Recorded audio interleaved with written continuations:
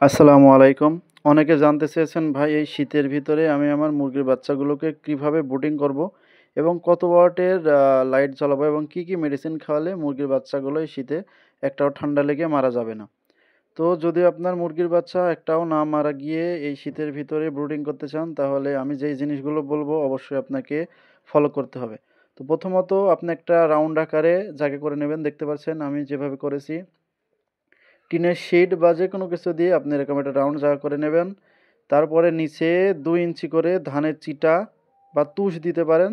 দেওয়ার উপরে পাটের ছালা যেগুলো আছে এইগুলো বিছিয়ে দেবেন। বিছিয়ে দিলে পরে আপনার মুরগি ৩-৪ দিন এরকম রাখবেন, তাহলে আপনার মুরগির কোনো ফুড পয়জনিং বা এসব জাতীয় কোনো সমস্যা হবে না।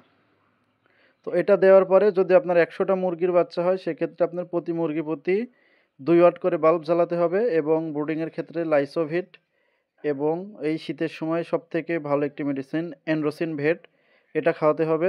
এটা খাওয়ানোর নিয়ম: লাইসোভিট খাওয়াবেন প্রতি ১ লিটার পানিতে ১ মিলি করে এবং এন্ড্রোসিন খাওয়াবেন প্রতি ২ লিটার পানিতে ১ মিলি করে। ১ থেকে ৭ দিন খাওয়াবেন।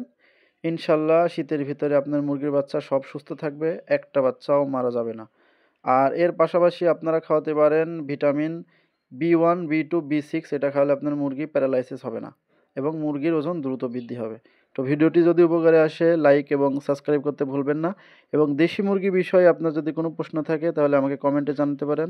ইনশাল্লাহ আমি আপনাদের প্রশ্নের উত্তর দেব। ধন্যবাদ।